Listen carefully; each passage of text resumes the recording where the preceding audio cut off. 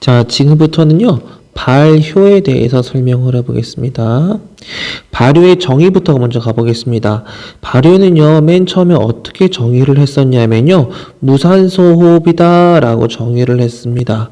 한마디로 뭐냐면, 산소를 사용하지 않는 호흡이다 라고 정의를 했어요. 자, 그런데 좀 문제가 발생했거든요. 어떤 문제냐면 발효 중에서 산소를 사용하는 발효가 생겼어요. 그래서 이러한 정의를 이제 사용하지 않고요. 어떠한 정의를 사용하냐면 발효는 중간 산물체가 형성되는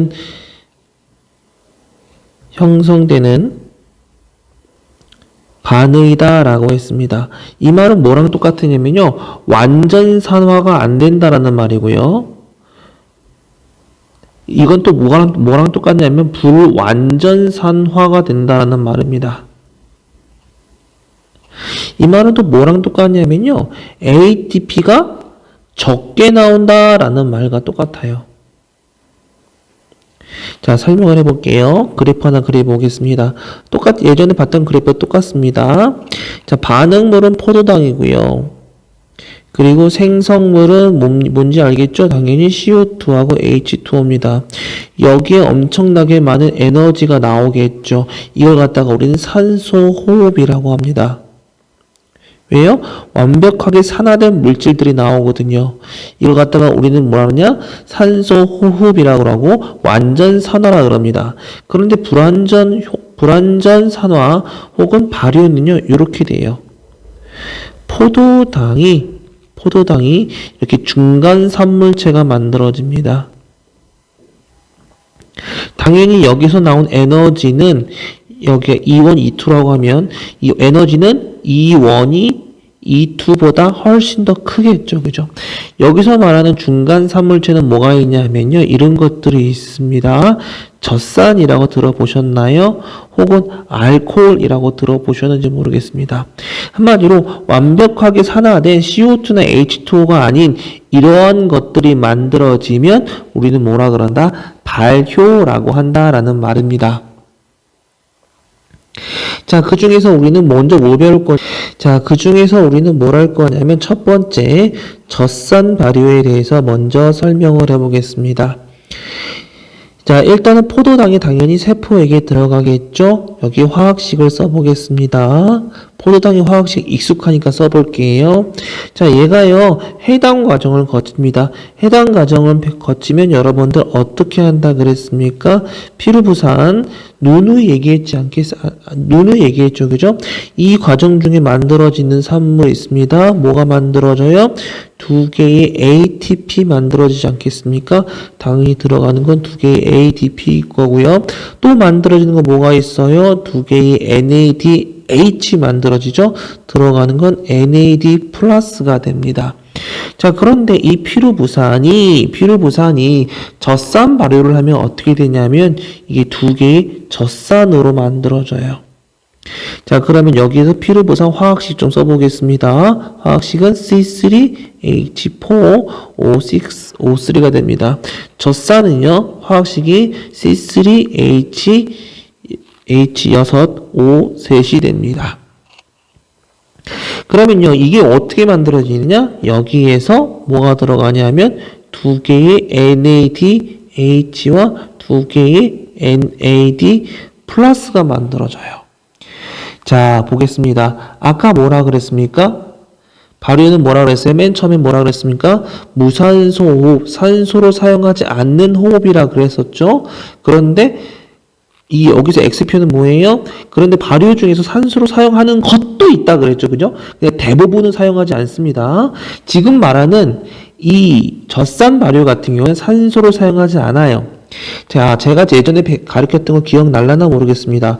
만약에 산소 호흡에서 산소가 없으면 무슨 일이 발생한다 그랬습니까? 전자전달계가 제대로 작동하지 않는다 그랬죠? 전자전달계가 몽땅 다 어떻게 된다?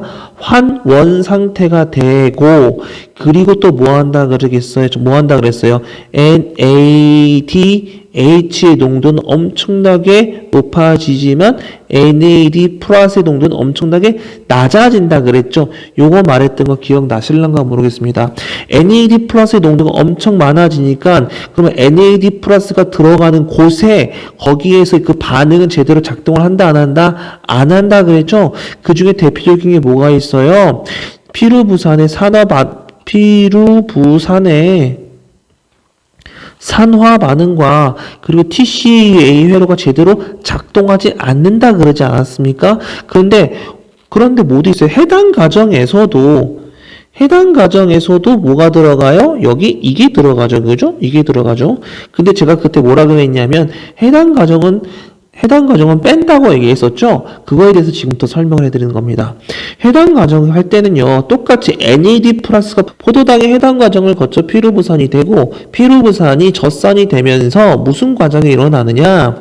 해당 과정에서는 NAD 플러스가 NADH로 바뀌죠. 그런데 여기서 만들어졌던 NADH는 어디로 들어가요? 원래는요, 산소가 있으면요, 산화적 인산으로 들어가지 않습니까?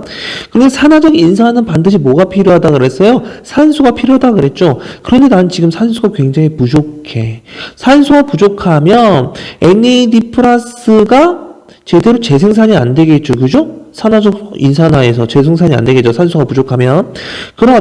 그렇지만 해당 과정은 제대로 돌아갈 수가 있다라는 말입니다. 그 이유는 뭐 때문이냐? 이 젖산 발효 때문에 그래요.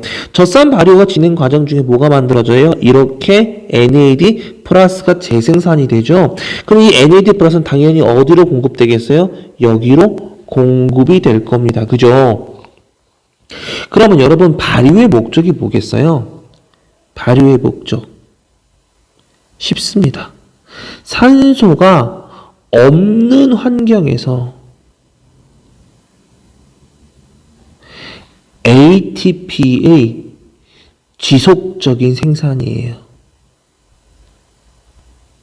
그러면 이거를 하기 위해서 뭘 하겠다? 바로 발효를 하겠다. 한마디로 보다 NAD 플러스의 공급입니다. NAD 플러스를 재공급을 해주면 뭐한다? ATP를 지속적으로 생산할 수 있다라는 말입니다. 자, 젖산. 여러분 들어봤을지 모르겠습니다. 어디서 들어봤습니까? 체육 시간에 들어봤습니다. 여러분 어떻게 배웠어요? 체육 선생님이 이렇게 얘기합니다. 자, 젖산이 근육에 쌓여서 굉장히 아리백이고 아프다라고 얘기합니다. 여러분들 1학년, 2학년 때 뭘 했냐면 1000m 남학생 같은 경우는 1000m 달리기 하고 여학생들은 600m 달리기 하죠. 그죠? 그 다음날 여러분은 몸이 어때요? 굉장히 아프죠. 그런데 체육 선생님은 그 다음날 뭐라고 합니까? 야, 뛰어. 엄청나게 뛰라 그러죠. 왜 뛰어? 왜 뛰어? 아파 죽겠는데 왜 뛰어? 쉬어야지 라는 생각이 들겠죠. 지금 그거에 대해서 그 이유에 대해서 지금부터 설명해 드리겠습니다. 자, 보겠습니다. 내가 지금 1000m 달리기를 해요. 1000m 달리기를 하면 여러분 어떻게 돼요? 모든 근육에 산소가 제대로 공급될 것 같아요? 아니요. 산소가 제대로 공급이 되지 않기 때문에 여러분들은 어떻게 하냐? 달리면 달릴수록 헐떡거리는 거예요. 왜 헐떡거리겠니? 내 몸에 있는 근육이 산소가 부족해. 산소가 부족하기 때문에 내 뇌에서는 근육에 산소가 부족하단다. 빨리 산소를 공급해라 라고 하기 위해서 그렇게 명령을 내리니까 헐떡거리는 겁니다. 그런데 그렇게 헐떡거림에도 불구하고 모든 산소가 근육에게 충분히 들어가지 않는다고요.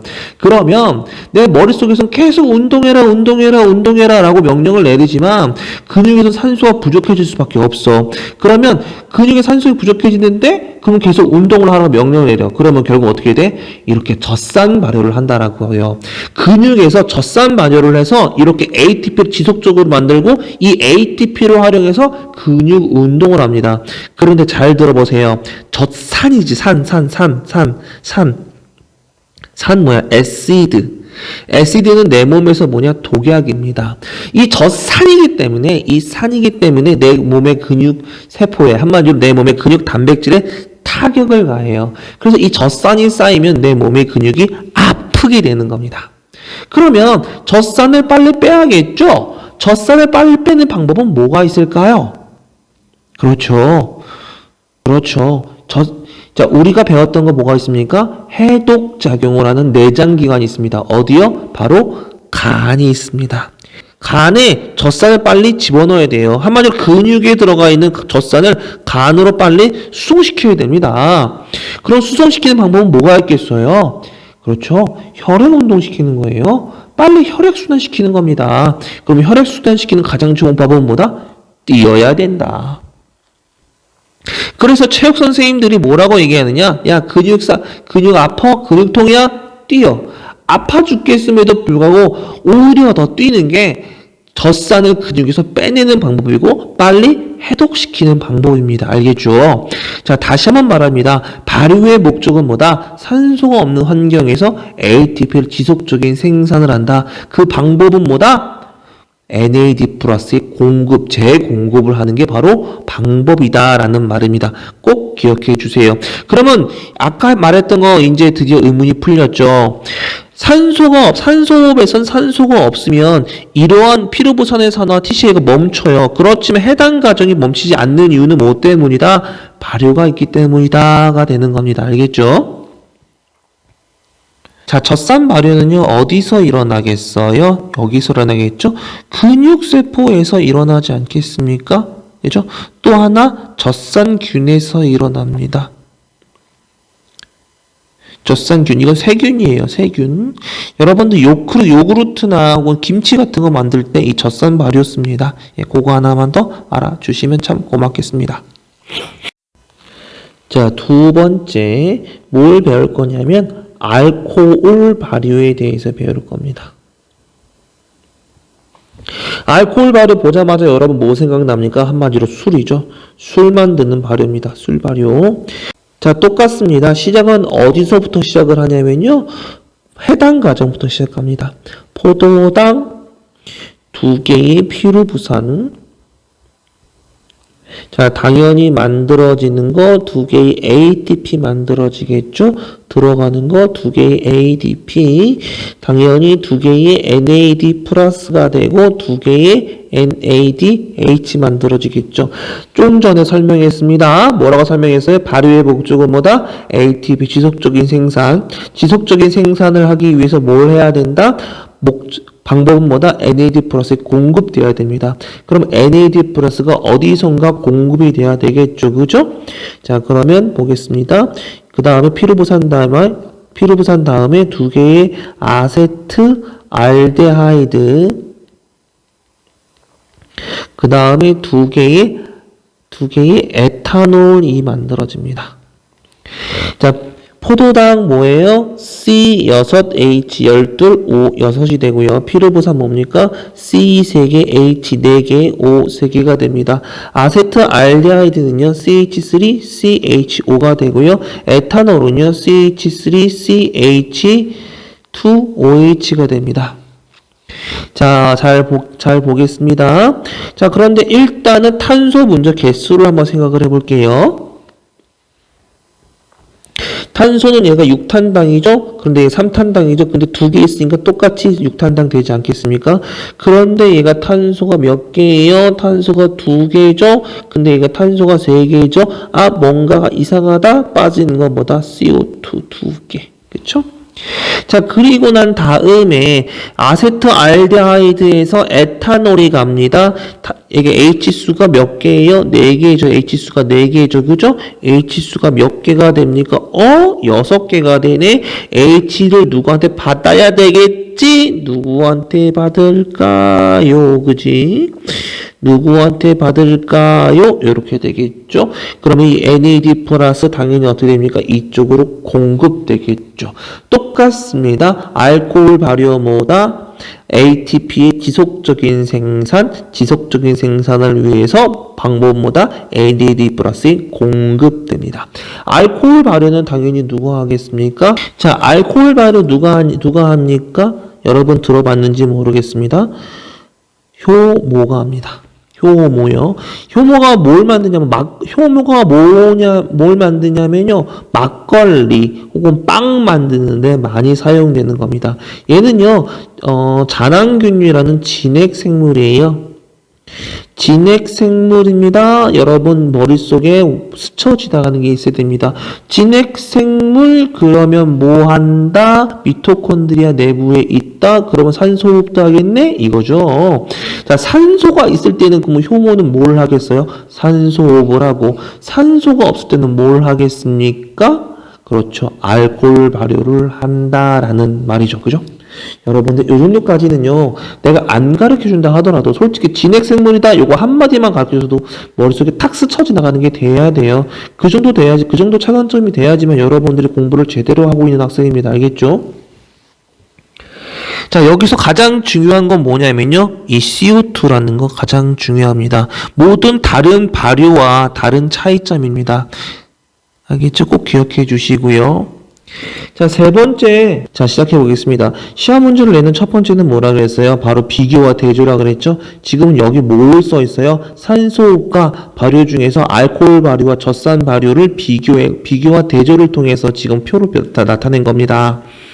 자, 보겠습니다. 산소호흡은 세포질과 미토콘드리아에서 일어나고 발효는 세포질에서만 일어나지 않겠습니까?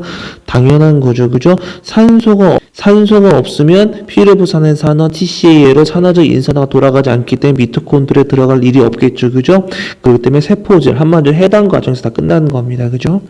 자, 그리고 해당 과정은 당연히 셋 다 일어날 수밖에 없겠고요. 해당 과정이 유일하게 뭐를 만드는 과정이야? ATP를 만드는 과정이니까요. 당연히 탈탄산 과정은 산소호흡 같은 경우는 일어나고요. 근데 알코올 발효 뭐라 그랬어요? 일어난다 그랬죠? 아까 분명히 기억해 달라 그랬습니다. 그런데 젖산 발효는 이산화탄소가 발생하지 않죠. 그죠? 탈수소 반응은 다 일어날 수밖에 없겠죠? 그죠? H가 빠지고 들어가는 건 몽땅 일어날 수밖에 없습니다. 그리고 관여하는 조효소 이것도 당연한 거고요. 자, 제일 중요한 거 있습니다. 뭐냐 하면 최종 전자 수용체라는 게 있어요. 산소호흡에서 최종 전자 수용체는 누구다? 산소다. 그런데 알코올 발효에서 최종 전자 수용체는 누구냐라는 말입니다. 여기 뭐라고 써 있어요? 아세트알데하이드라고 써 있죠. 젖산 발효는 누가 써 있습니까? 피루보세라고 써 있죠.